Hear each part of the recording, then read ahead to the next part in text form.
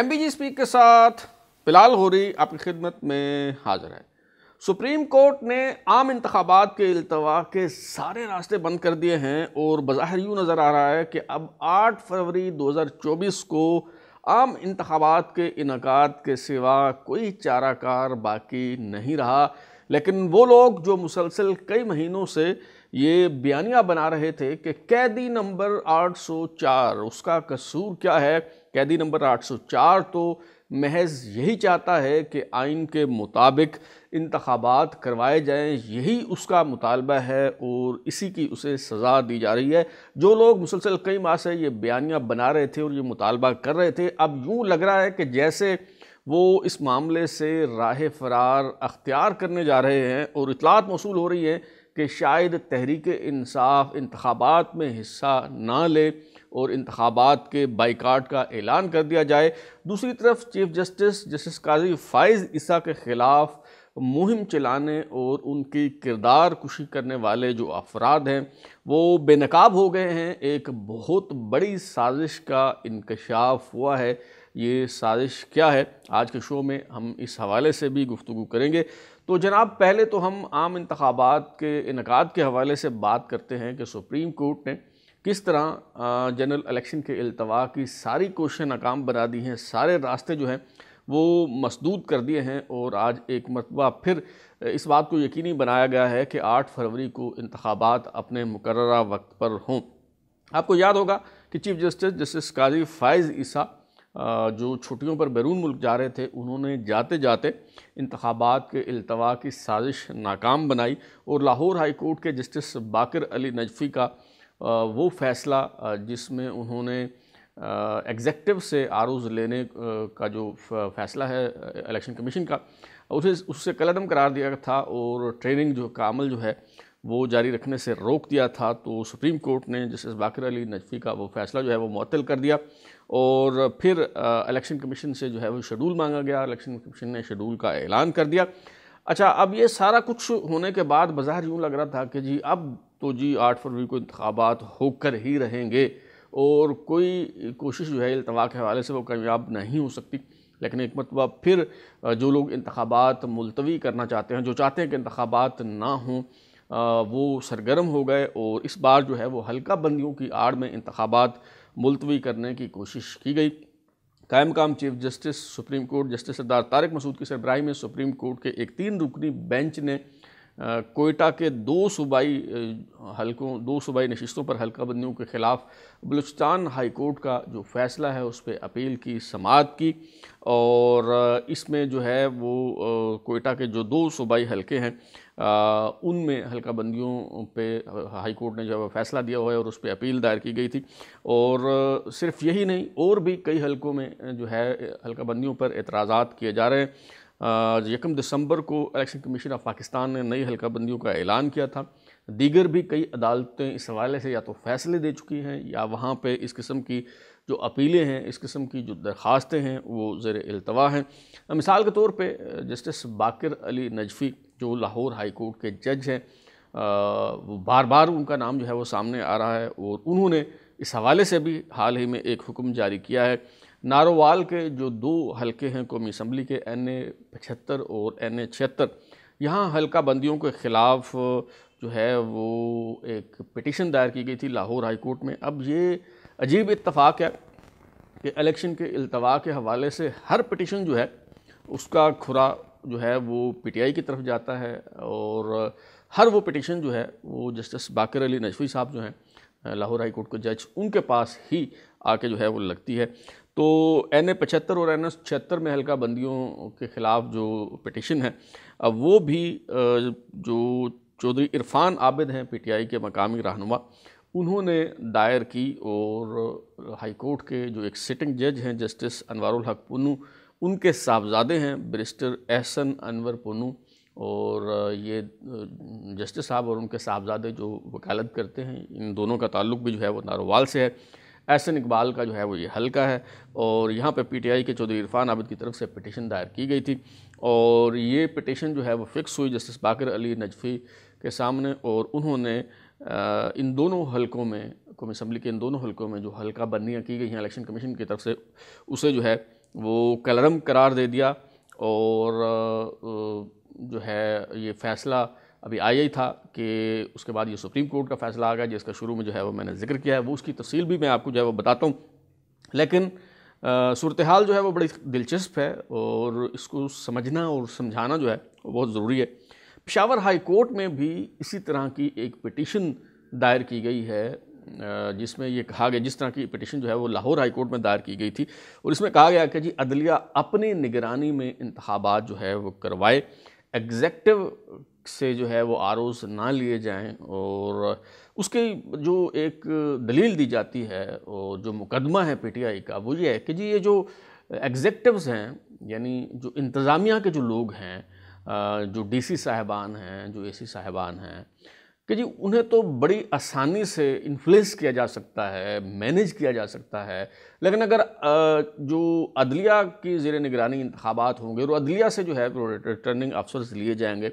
تو پھر دھاندلی کا جو ہے وہ کوئی امکان نہیں ہوگا۔ سبحان اللہ۔ ایک تو میں یاد دلاتا چلوں کہ 2013 کے جو انتخابات تھے وہ عدلیہ سے ہی آروز لیے گئے تھے، اور عدلیہ کی نگرانی میں ہی انتخابات ہوئے، لیکن انہی انتخابات پر عمران خان صاحب نے دھاندلی کا الزام لگایا، اور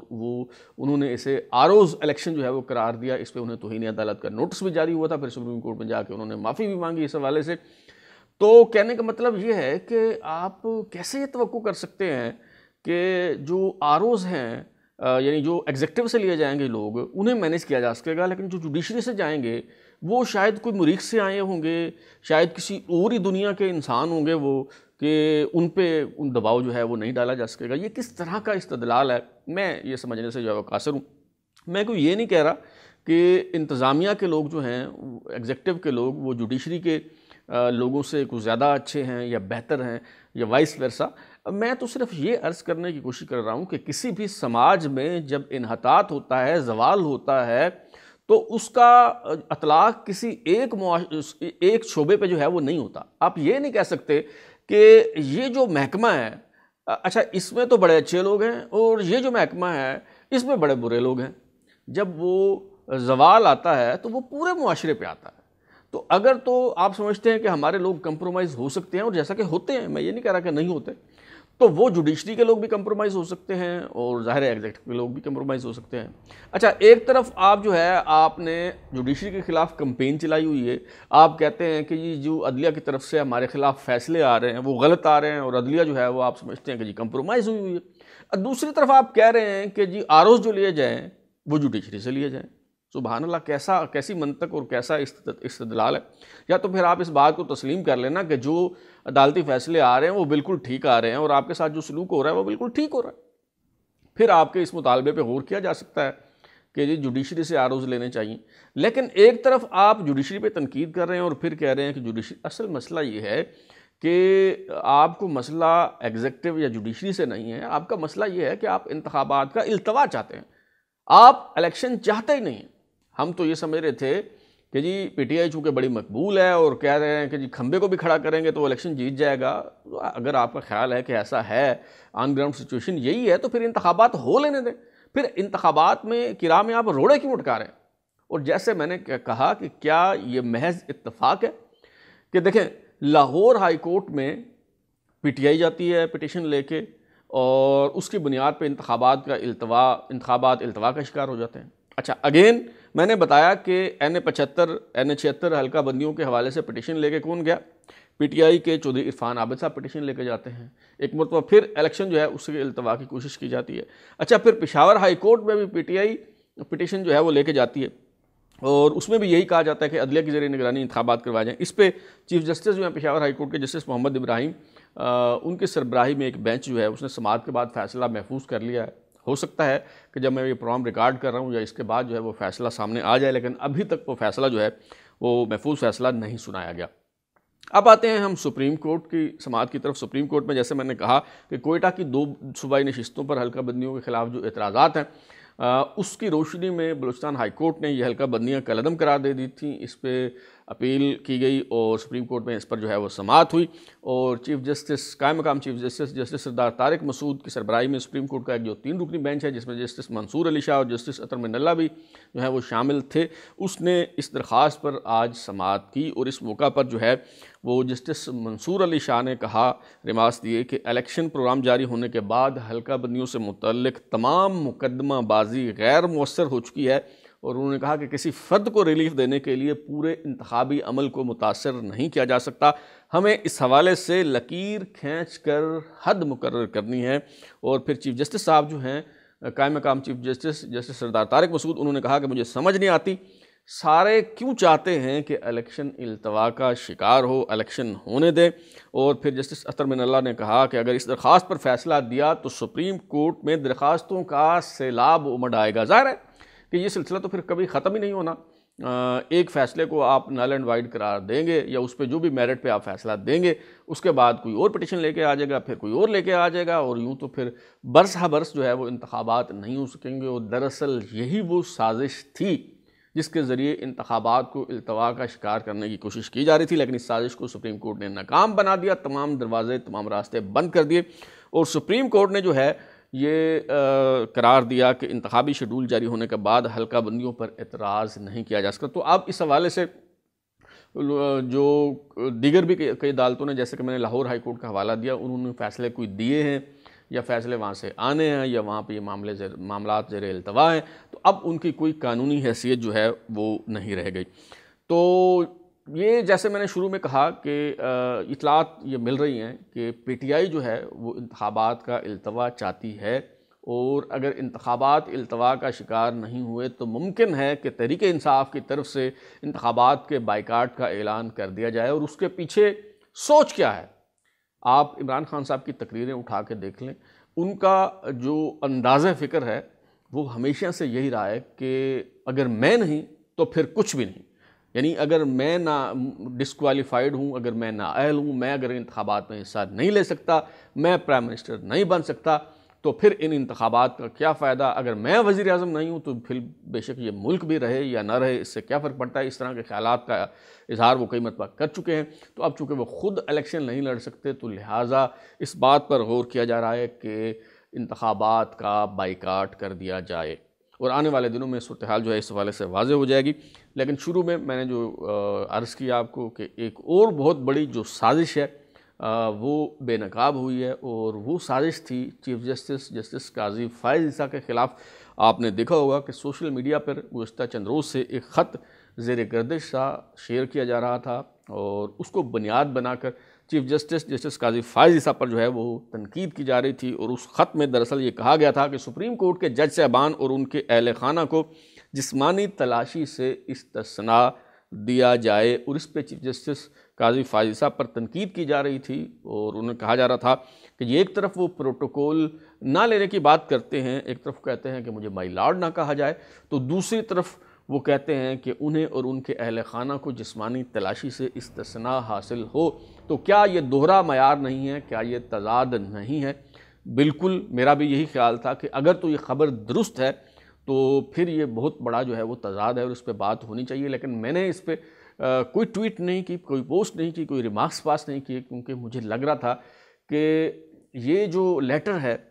یہ جسٹس قاضی فائز عیسیٰ کے مزاج سے بھاؤ نہیں کھاتا، یہ ان کا جو ٹریک ریکارڈ ہے اس کی روشنی میں اگر دیکھا جائے تو یہ بات درست معلوم نہیں ہوتی، اور اس کی توقع جسٹس قاضی فائز عیسیٰ سے کم از کم جو ہے وہ نہیں کی جا سکتی۔ اور اب جو ہے یہ ساری سازش جو ہے وہ ناکام ہو گئی ہے۔ اور دلچسپ بات یہ ہے کہ کسی نے یہ بات نوٹ ہی نہیں کی کہ یہ خط دراصل 12 اکتوبر 2023 کو جو ہے وہ لکھا گیا تھا، اور اب آپ دیکھیں کہ ٹائمنگ کتنی امپورٹنٹ ہے۔ اور اب چیف جسٹس قاضی فائز عیسیٰ جب چھٹی پر بیرون ملک روانہ ہوئے تو ان کی روانگی کے ساتھ ہی یہ جو خط ہے یہ لیک کر دیا گیا، یہ منظر عام پہ آ گیا، اور اس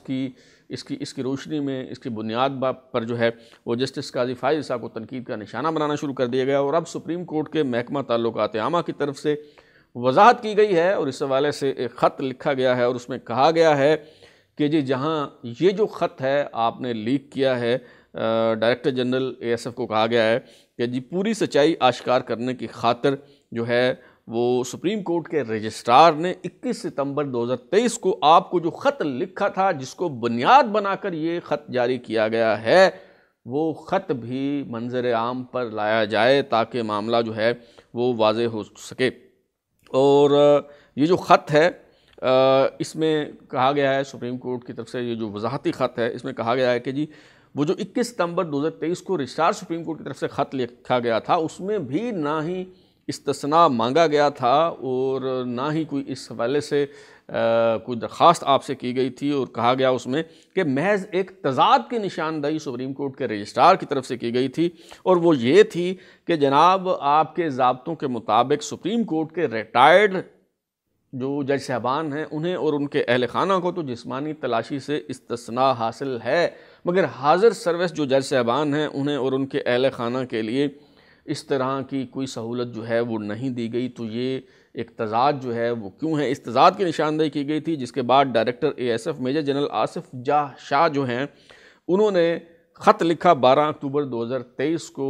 اپنے سیکشن آفیسر کو، اور اسے کہا، حکم دیا گیا کہ جی جو سپریم کورٹ کے حاضر سروس جج صاحبان اور ان کے اہل خانہ ہیں انہیں بھی جسمانی تلاشی سے استثناء دیا جائے۔ اور یہ جو خط سپریم کورٹ کے محکمہ تعلقات عامہ کی طرف سے منظر عام پہ آیا ہے، اس میں کہا گیا کہ ابھی تک اس خط کی روشنی میں سپریم کورٹ کے جج صاحبان، حاضر سروس جج صاحبان کے اہل خانہ کے لیے